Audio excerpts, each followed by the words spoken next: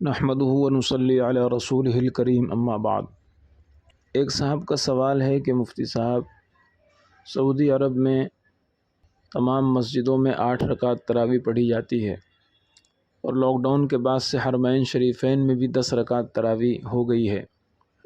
تو یہ یہاں 20 رکعت تراویح کیوں پڑھی جاتی ہے؟ اور جب سعودی میں اور حرمین میں 10 رکعت تراویح ہے تو پھر یہاں بھی پڑھنا چاہیے اور اسی سنت پر آنا چاہیے، تو اس سلسلے میں آپ کی رائے کیا ہے؟ جواباً عرض ہے کہ پہلی بات تو یہ ہے کہ حضرت عمر رضی اللہ تعالیٰ عنہ کے دور سے تمام صحابہ کرام، تابعین عظام اور صدیوں سے آج تک جمہور علماء اور تعامل امت اسی پر ہے کہ 20 رکعت تراویح پڑھی گئی ہے۔ خود سعودی عرب میں شیخ بن باز رحمہ اللہ کے فتوے سے پہلے تک پورے سعودی عرب میں 20 رکعت تراویح پڑھی جاتی تھی تمام مسجدوں میں، خود حرمین شریفین میں بھی۔ سب سے پہلے شیخ بن باز رحمہ اللہ نے فتویٰ دیا اور حضرت کے فتوے کے بعد سے حرمین شریفین کے علاوہ دیگر مسجدوں میں رکعت تراویح کم کر دی گئی۔ لیکن اس فتوے کی حیثیت کیا ہے اور اس فتوے کو کس طرح توڑ مروڑ کر کے ان لوگوں نے قبول کیا؟ شیخ بن باز رحمہ اللہ کے شاگرد خاص ہیں عبداللہ بن سلیمان المنیع۔ یہ سعودی عرب کے انتہائی ممتاز ترین علماء میں شمار ہوتے ہیں، ایوان شاہی کے مشیر ہیں، عضو ہیئت کبار العلماء، علماء بورڈ کے موقر رکن ہیں، اور کئی مرتبہ نائب مفتی اعظم بھی ان کو مقرر کیا گیا ہے۔ 2020 میں سعودی بادشاہ کی طرف سے حج کا خطبہ بھی انہوں نے پیش کیا۔ بڑی قد آور شخصیت ہیں، شیخ بن باز رحمہ اللہ کے شاگرد بھی ہیں۔ وہ اس فتوے پر تبصرہ کرتے ہوئے انہوں نے باقاعدہ ایک مضمون لکھا ہے جو مجلہ الریاض میں نشر بھی کیا گیا ہے۔ اس مضمون کا عنوان ہے خطأ الاجتہاد فی ضیاع التراویح۔ اس میں حضرت نے بڑی تفصیل سے یہ فرمایا ہے کہ ابن باز رحمہ اللہ کا یہ فتویٰ بہت بڑی اجتہادی غلطی تھی اور امت کو ایک بڑے عمل سے اور سلف صالح کے طرز سے کاٹ دیا گیا۔ اس فتوے کی وجہ سے حضرت شیخ عبداللہ بن سلیمان المنیع کے جو الفاظ ہیں وہ حضرت فرماتے ہیں فَأَضَاعَتْ هَذِهِ الْفَتَاوَى عَلَى الْمُسْلِمِينَ نِصْفَ صَلَاةِ التَّرَاوِيحِ وَضَاعَ مِنْ ذَلِكَ تِلَاوَةُ مَا يَتَيَسَّرُ مِنَ الْقُرْآنِ وَالْكَثِيرُ مِنَ الرُّكُوعِ وَالسُّجُودِ وَالذِّكْرِ وَالْحَمْدِ وَالِاسْتِغْفَارِ وَتَمْجِيدُ الرَّبِّ وَالصَّلَاةُ عَلَى رَسُولِ اللَّهِ وَآلِهِ وَالدُّعَاءِ وَذَلِكَ فِي شَهْرٍ كَرِيمٍ، کہ ان فتووں کی وجہ سے مسلمانوں سے ایک بہت بڑی خیر ضائع ہو گئی۔ تلاوت، تسبیح، نماز، ذکر، اذکار، استغفار، امت ایک بڑے عمل سے محروم ہو گئی، اور وہ بھی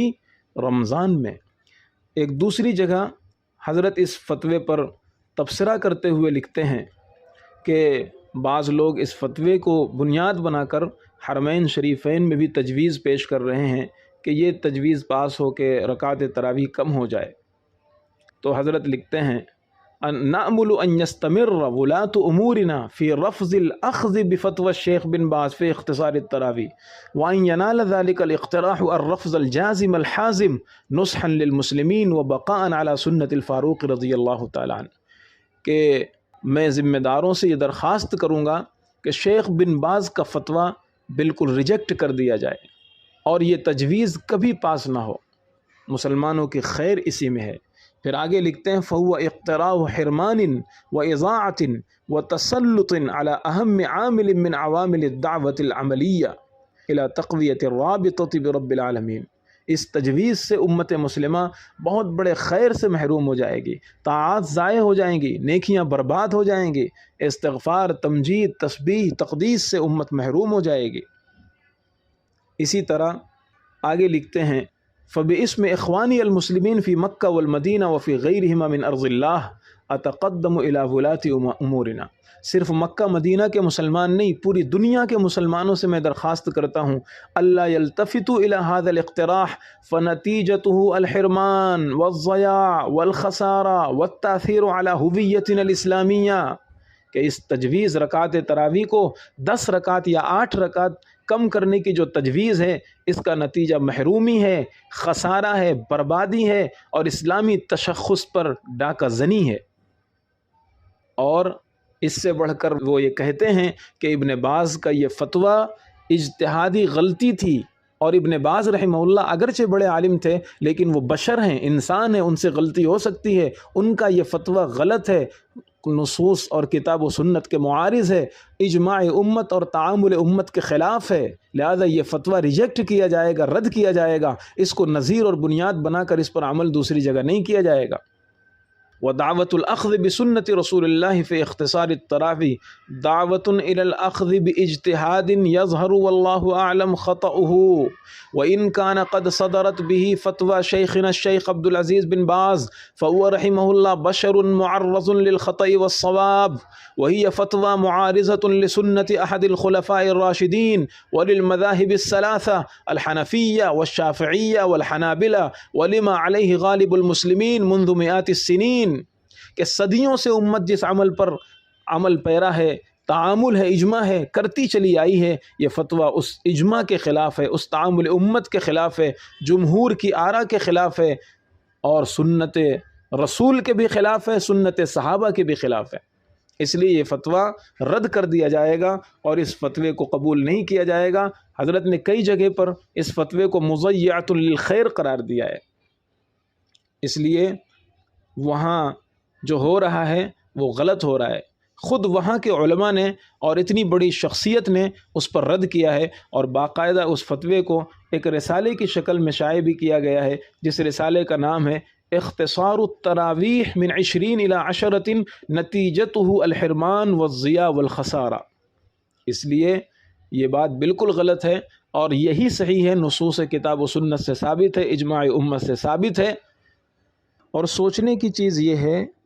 کہ صحابہ کرام رضوان اللہ علیہم اجمعین کے زمانے سے آج تک پوری امت کا اجماع اور تعامل اور عمل اسی 20 رکعت تراویح پر رہا ہے، قرنم بعد قرن سب اسی طرح پڑھتے چلے آئے ہیں۔ بے شمار محققین اکابر علماء نے اس اجماع کی صراحت کی ہے۔ اجماع کی صراحت کرنے والوں میں خود علامہ ابن تیمیہ رحمۃ اللہ علیہ بھی ہیں۔ غیر مقلدین کی کتابوں میں بھی لکھا ہوا ہے، فتاوی نظیریہ وغیرہ میں اس اجماع کی صراحت ہے کہ 20 رکعت تراویح پر صحابہ کرام رضی اللہ تعالی عنہم اجمعین کے زمانے میں اجماع ہوا ہے۔ تو کیا کسی چیز پر اجماع ہو جانا اور قرنم بعد قرن زمانے سے پوری امت کا عمل کرنا، اور ان امت میں بڑے بڑے کبار علماء، مجتہدین، محققین ہوں، کیا یہ کسی عمل کے ثبوت میں قوت نہیں پیدا کرے گا؟ اگر کوئی ثقہ راوی اپنے سے اوپر ثقہ راوی سے کوئی بات نقل کرے اور اس میں وہ ثقہ راوی قال یا حدثنا کہہ کر مضمون بیان کرے، تو ہم آنکھ بند کر کے اس کی صرف ثقاہت پر اعتبار کرتے ہوئے کہ سند صحیح ہے، اس کے ثقاہت پر اعتبار کرتے ہوئے آنکھ بند کر کے وہ مضمون لیتے ہیں، حالانکہ اس میں اضطراب بھی ہو سکتا ہے، اس میں وہم بھی ہو سکتا ہے، اس میں خطا کا بھی امکان ہے۔ اور امام احمد بن حنبل رحمۃ اللہ علیہ کا وہ قول کتب جرح و تعدیل میں منقول ہے کہ یحییٰ ابن سعید القطان ان سے بہت کم غلطی ہوتی تھی، لیکن کون ہے جو غلطیوں سے محفوظ ہے؟ تو بے شک بڑے بڑے ثقہ سے غلطی ہو سکتی ہے، لیکن صرف اس کی ثقاہت کا اعتبار کرتے ہوئے ہم اس کی سند پر آنکھ بند کر کے اعتماد کرتے ہیں، اور پوری امت کے اتنے بڑے محققین ثقات کسی چیز پر عمل کرتے چلے آئے ہوں، کیا یہ قوت اور ثبوت کے لیے کافی نہیں ہے؟ امام ابن المبارک رحمۃ اللہ علیہ، جن کی جلالت شان، محدثانہ شان یہ مسلم ہے، اور ان کا قول خطیب بغدادی رحمہ اللہ نے کفایہ کے اندر نقل کیا ہے۔ وہ فرماتے ہیں اجماع الناس علی شیء اوثق فی نفسی من سفیان عن منصور عن ابراہیم عن علقمۃ عن ابن مسعود، کہ اگر کسی بات پر اتفاق ہو جائے، لوگوں کا اجماع ہو جائے،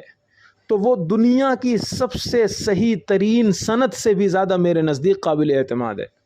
دنیا کی صحیح ترین سلسلہ اسناد میں عن سفیان عن منصور عن ابراہیم عن القمہ عن ابن مسعود کی سند ہے، اس سے بھی زیادہ قابل اعتماد میرے نزدیک امت کا تعامل اور امت کا اتفاق ہے۔